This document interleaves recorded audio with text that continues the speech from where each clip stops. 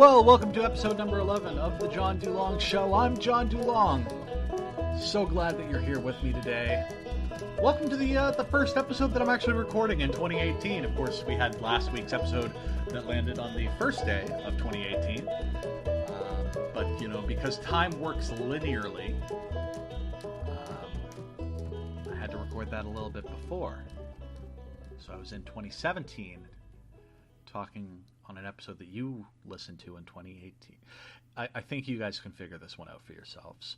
Hope you're having a great week. Hope it's a happy Monday for you. Welcome to your regular dose of Monday morning nonsense. And today, I'm bringing in a guy who is anything but nonsense. It's not to say he's without whimsy, but Mike Tanner's on the show today.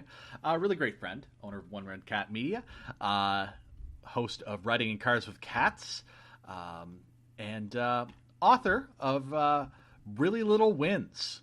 We talk a little bit about this on the show, but the book wasn't out at the time that we recorded it. It is out now. Mike's book is about helping you to find what you want, recognizing what you need, and understanding how to use these two things to your advantage. It's about winning with one tiny check mark at a time. So it's a book that I'm looking forward to picking up and reading myself. I haven't had a chance yet, but it's a sort of name a fair price sort of situation. So anything $25 or over, and you can have this book to yourself. You can go to gumroad.com/L/reallylittlewins. I'll throw that in the show notes there, and I'll remind you at the end of the show. Hope you had a good New Year's. I know that I did on my end. Getting sort of into the swing of things here in 2018. Although I'm recording this a little bit earlier than I normally would for a sort of a normal Monday morning episode. It's not going crazy into the bank like the episodes did over the Christmas break, but I'm actually, to give you a sense, I'm recording this on a Wednesday. Normally I'd record this bumper sort of as close to the episode release as I possibly could, just so that I can throw in anything super topical. I don't really have that luxury this time around because recording this on Wednesday, tomorrow, Nova Scotia is supposed to get hit by, pretty much the entire east coast of North America, I guess, is supposed to get hit by quite the little storm. Looks like we're starting to get walloped by a winter. Anyhow, I'm supposed to be going down to the valley to sort of have my family Christmas. You may have heard me talking about that on a recent episode. So just in case I can't get into town, we're going to go down either Thursday or Friday, depending on when the roads are sort of the best to do it. It's only about a 2-hour drive, but the highway system here in Nova Scotia isn't awesome all the time. So we're going to go down when it's safe, basically, and then we're also going to return as safe as we possibly can. So if it runs into a situation where I can't get back into Halifax in time for me to record this on Sunday. The plan is to come back Sunday, but if the weather doesn't agree with us, we'll take our time and come back when we can. I want to send a quick shout out to, what can only be described as a friend of the show now, Paul. Paul emailed in and said, "Hey John, I hope you had a great holiday season. Here's to a great 2018. Now that you're back to a normal routine, I thought I'd respond to your episode with Luke about your favorite tag teams. That episode with Luke, one of our most listened to yet. So I'm really glad people are enjoying that. Paul goes on to say that he loves tag team wrestling, so he has many to choose from as favorites. Since we're not worrying about a ranking system, he's just going to keep it to 5 that neither of Luke nor I mentioned in our lists. He says that he loved our lists, especially the Blue Buds and Chronic, since he was a WCW kid first as well. Also, he said that the Usos are by far the best team of their generation. That's hard to argue with, I guess. I think that if the New Day weren't sort of a trio, sort of Freebirds-like trio, you could throw it in there if there was like a defined tag team in that unit, which I was kind of always hoping that they would do. I think that you could make a serious case for the New Day, but certainly the Usos are definitely up there. So his lists are the other Can-Am connection, Doug Furnas and Phil Lafont, super forgotten tag team from the mid to late 90s that were just amazing to watch wrestle. Not the most viable it factor, but amazingly underrated workers. Absolutely, Paul. They were really great, and I remember that Can-Am connection sort of vaguely in the back of my mind. He also lists the Rockers, Shawn Michaels and Marty Jannetty. Do I even need to explain? Cool music, awesome for the time, gear, and the 1991 Royal Rumble opening match. The Rockers. It's funny. The Rockers I don't even really think about because, even though obviously the Hart Foundation, it was Bret moving on and Anvil not being nearly sort of the star that Bret ever was. I think of that as more of a tag team than I do think of the Rockers, just because it's like the levels between Shawn Michaels and Marty Jannetty were so significant. I don't know, just an interesting thought. Speaking of the opening to the 91 Rumble, the Orient Express, both versions in the WWF were great. Sato and Tanaka were excellent, but I loved Kato even more. Even when he was a white guy under a mask playing Japanese, and I was a kid and didn't know that then, and his mask was awesome. That was uncomfortable to learn in later years. Now to show my WCW side, the Hollywood Blondes, Flying Brian Pillman, and Stunning Steve Austin. To give you an idea of how much I love this team, I actually prefer Stunning Steve to Stone Cold, watching purely by match quality. Gonna keep my mouth quiet on that one, Paul. Although what I will say is, if you do have the WWE Network out there, look for a match between Stunning Steve Austin and Dustin the Natural Runnels. Really, really good 2 out of 3 falls match for the WCW United States Championship.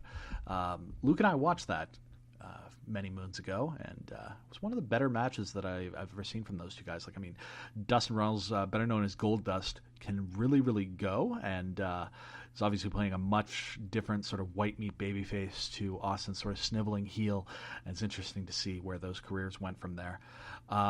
He says, one more WCW team, though I'm using their WWF team name because I love it, the Brainbusters, Arn Anderson and Tully Blanchard.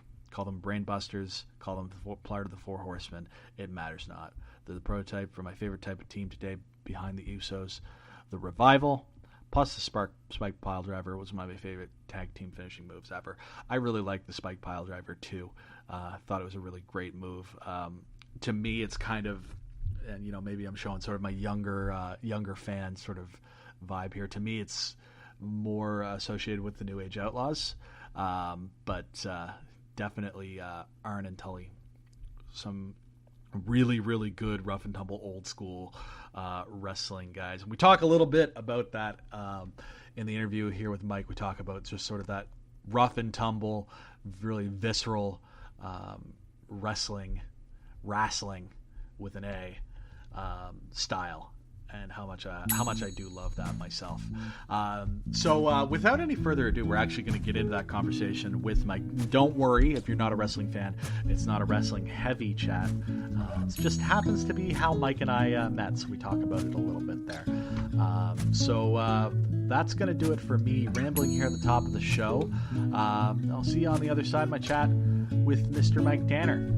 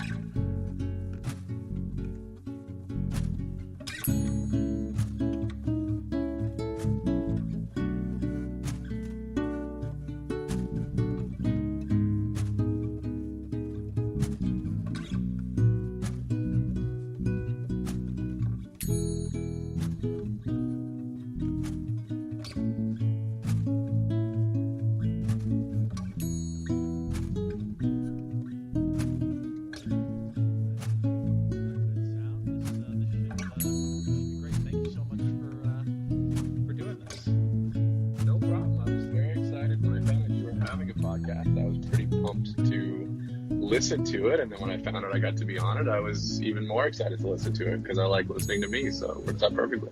That's awesome. Like, I mean, like, to be perfectly, I don't know if this is like a compliment or not, but like, your podcast is kind of the reason that I decided, like, screw it, I'm just gonna do my podcast, because like yours is like really sort of run and gun. Like, you've got great content, but it's like, it's very much like, I'm gonna put that content out there, and that's something I really appreciate about your show. Well, I'm glad that kind of is, to be honest, that's basically when I decided I wanted to do the podcast. I kind of knew that I wanted to do it, and then I was like, no, I don't have time to like sit in a studio and do this. And I was like, you know what? To heck with it. I'm just gonna, like right now, I have a headphone in.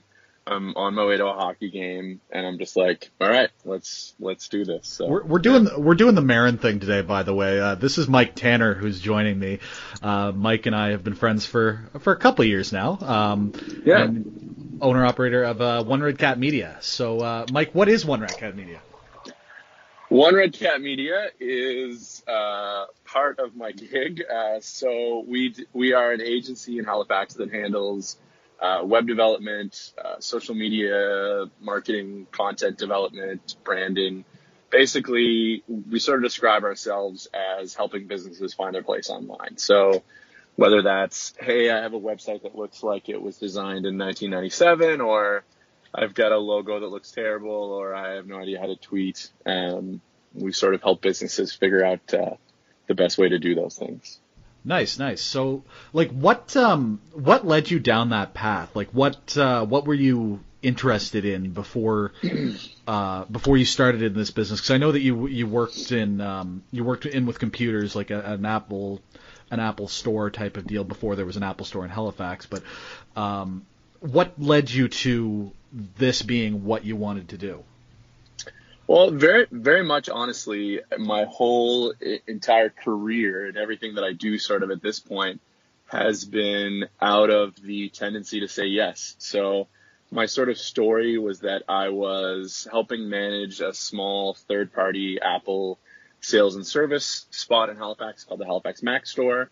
And when we got an Apple store, which we were all super excited about, basically the owner of the company was like, we can't compete with that, so we're just not going to. So he closed shop, and when he did that, he actually partnered with a local consulting firm to do some web development and stuff like that for people who had previously been clients of ours at the Mac store.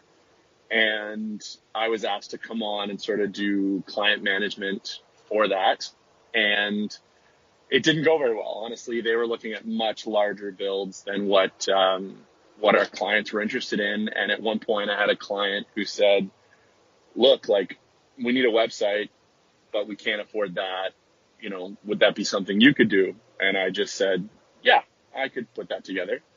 And that was sort of how it started. I just sort of started doing sort of odd jobs, honestly, sort of a digital handyman, if you will. Doing whatever people needed me to do, and then sort of started to niche out what I liked to do and what I didn't like to do. And that's where we are now. So it was also one of the big things, I guess, that would be important is that this is my full-time gig, but I'm also a full-time stay-at-home dad.